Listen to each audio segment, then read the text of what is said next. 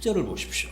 우리가 함께 본 본문 9절 10절. 내가 만일 내 입으로 예수를 주로 시인하며 또 하나님께서 그를 죽은 자 가운데서 살리신 것을 내 마음에 믿으면 구원을 받으리라.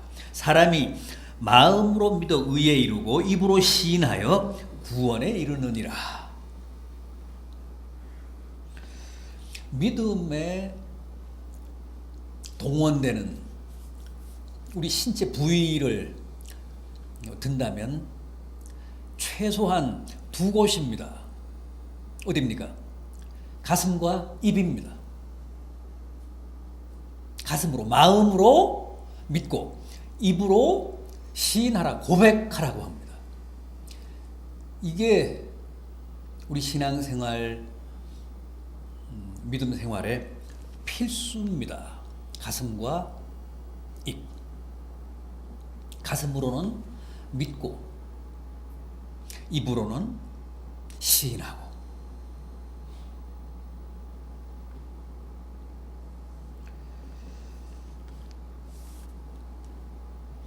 마음으로만 믿고 입으로 시인하지 않으면 그 사람은 비겁쟁입니다. 주님을 부끄러워하는 비겁한 사람. 또 입으로만 떠들고 마음으로는 믿지 않으면, 가슴으로는 믿지 않으면 그건 겉과 속이 다른 위선자입니다. 외식자입니다. 그래서 우리는 반드시 마음으로, 가슴으로 믿을 뿐만 아니라 입으로 주님을 시인해야 합니다. 고백해야 합니다. 주님 앞에서 내 입으로 시인하면 그건 신앙 고백이 되고, 이웃 앞에서 내 입으로 주님을 시인하면 그건 복음 전도가 됩니다. 간증이 됩니다.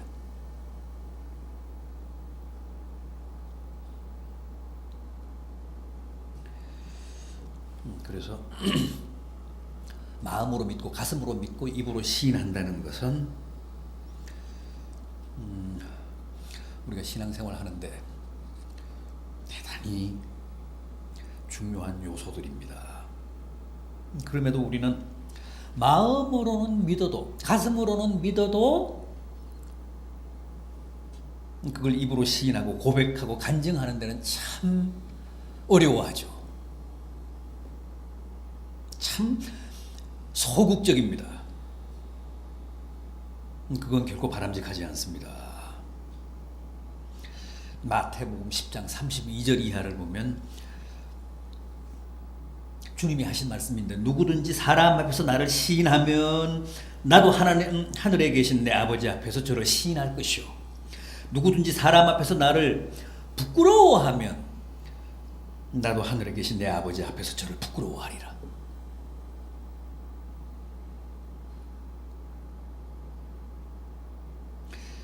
참 심각하고 무서운 말씀입니다. 설마 나는 사람들 앞에서 주님을 부끄러워해도 주님은 하나님 앞에서 나를 부끄러워하지 않기를 바라시는 건 아니겠죠? 그건 너무 이기적이잖아요.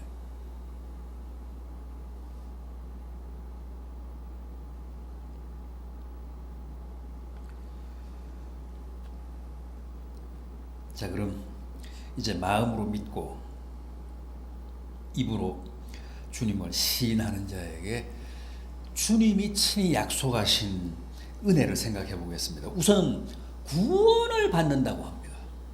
아니, 더 정확하게 표현하면 내가 구원받은 사실을 확인하고 확증하게 된다고 합니다. 오늘 본문 가운데는 구원을 받는다는 말씀이 여러 번 나옵니다. 9절 하반절에도 내 마음에 믿으면 구원을 받으리라. 또 10절 하반절에서도 입으로 시인하여 구원에 이르느니라. 또 13절에서도 누구든지 주의 이름을 부르는 자는 구원을 받으리라 그랬습니다. 그런데 14절 상반절을 보십시오. 이렇게 말씀합니다. 그런즉 그들이 믿지 아니하는 일을 어찌 부르리요? 그렇습니다. 누구든지 믿지 않고는 주님을 부를 수 없고, 또 구원받지 않고는 누구도 주님을 믿을 수 없습니다. 왜냐하면 믿음이란 구원받은 자의 열매이기 때문에 그렇습니다. 하나님이 구원하신 자들에게 베푸시는 은혜이기 때문에, 은사이기 때문에 그렇습니다. 믿음이. 그래서 구원받지 않은 사람은 믿을 수가 없어요.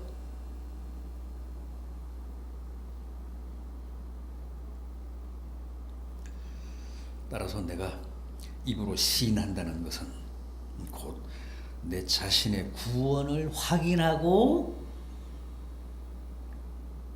검증하는, 확증하는 행위에 다름 아니라는 겁니다. 그러니까 구원은 은혜로 얻고 확인과 확증은 입으로 시인해서 얻습니다.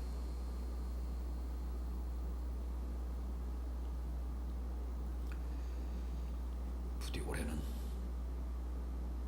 가슴으로, 마음으로 믿으실 뿐만 아니라 또 입으로 주님을 시인하셔서 여러분들이 다 구원받은 하나님의 자녀라는 확신 속에서 사는 성도들이 되시기를 간절히 바람하지 않습니다.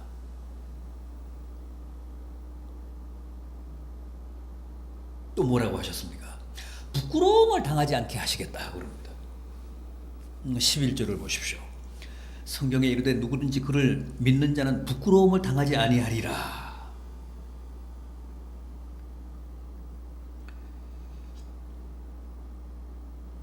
세상사, 인간사에는 믿는 도끼에 발등 찍히고 믿었던 사람에게 뒤통수를 맞는 예가 비일비재합니다. 돈 떼이고 믿었다가 사업 거덜나고 가정이 풍비박산되고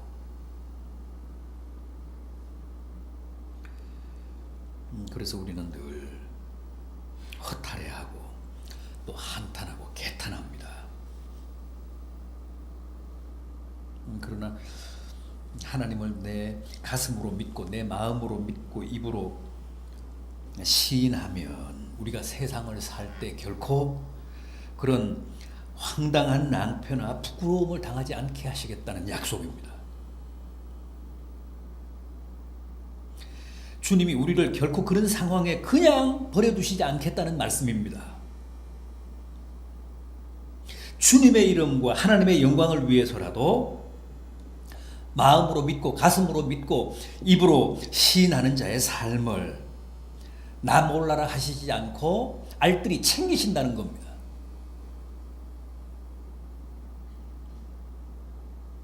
구약 시편 127편 5절에서도 그랬잖아요. 저희가 성문에서 말할 때에 수치를 당하지 않게 하리로다. 성문이란 성문 앞 광장이라고 그랬죠. 유대 사회의 한 복판을 뜻합니다. 따라서 그 말씀도 사회생활을 할 때 수치를 당하지 않게 하시겠다. 봉변 당하지 않게 하시겠다는 약속입니다. 여러분,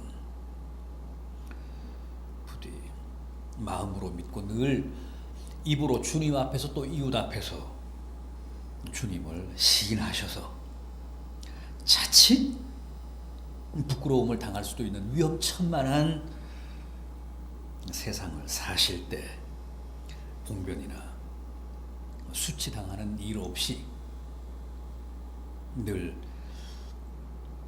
승리하시는 성도들이 되시기를 간절히 바람하지 않습니다. 또 있습니다.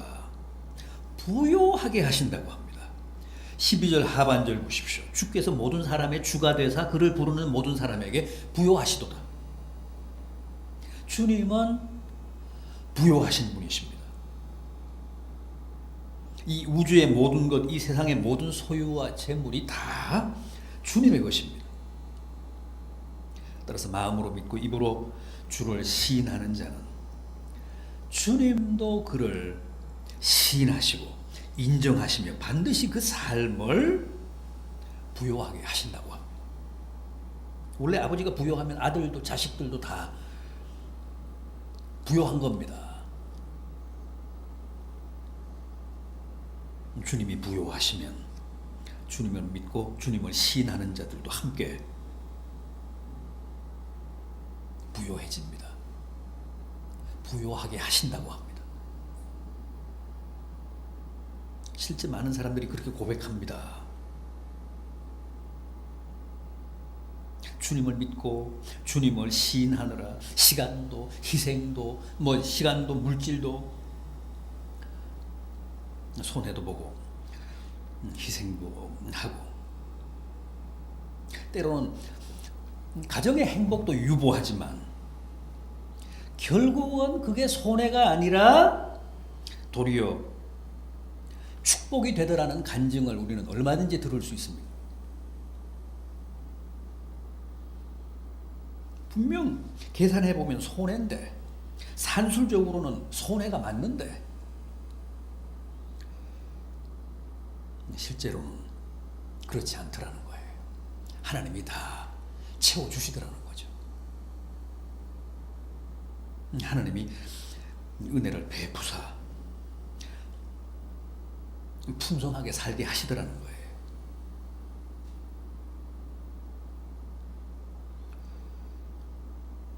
여러분, 오늘 이 말씀은 주님의 약속이시고 또 다짐이십니다. 부디 마음으로 믿고 기회 있을 때마다 입으로 주님을 시인하셔서 또 하나님 앞에서 주님을 고백하셔서 꼭 여러분들의 삶이 올해는 크게 부요해지는 역사가 있으시기를 진심으로 기원합니다. 기도하시겠습니다. 주님,